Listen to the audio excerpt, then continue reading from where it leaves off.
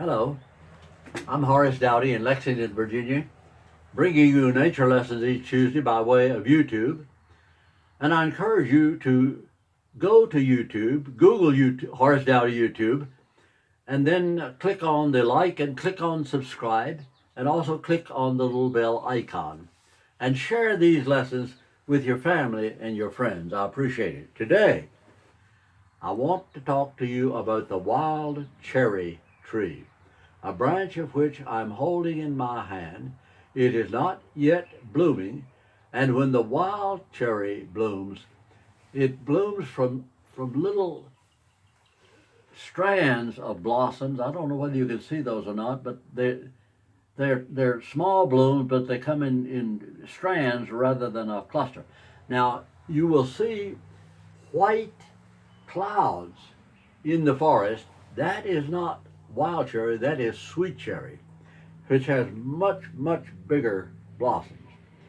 But you'll also see this time of year, April and May, shadbush and serviceberry. Wild cherry is a tree. Those who are bushes, not trees.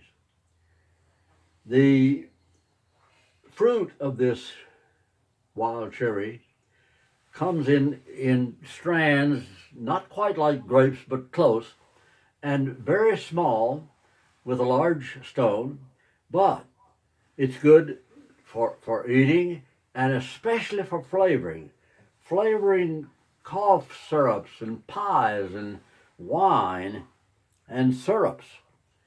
Now, this wild cherry tree can grow 70 to 80 feet tall and become a huge timber tree. And when it does, it has very high value. Wild cherry lumber is one of the most valuable types of lumber ever. Expensive because it's hard, it's reddish, it can be made fashioned into tools and furniture and flooring, all of which are valuable. The sweet cherry is usually a little bit smaller, mature tree, and the fruit is quite a bit larger and more tasty than the wild cherry. But the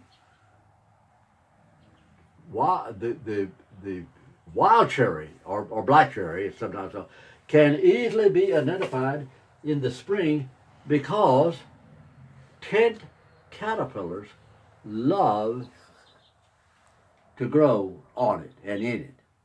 And this is a tent caterpillar tent and contains about 400 of those worms, caterpillars, which are ultimately turned into a nondescript tan little moth. But they are something of a nuisance because they will actually denude a tree.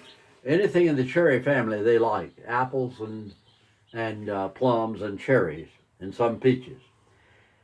But the leaves of the wild cherry, when the tree is cut in a pasture, get rid of it because as the tree leaves dry up, they become toxic to livestock. But the trees are it's a wonderful tree, pretty tree, good for wildlife and human medicine. Every portion of the wild cherry you can extract medicine from the bark, the roots, the leaves, and the blossoms. That is the wild cherry nature lesson for today.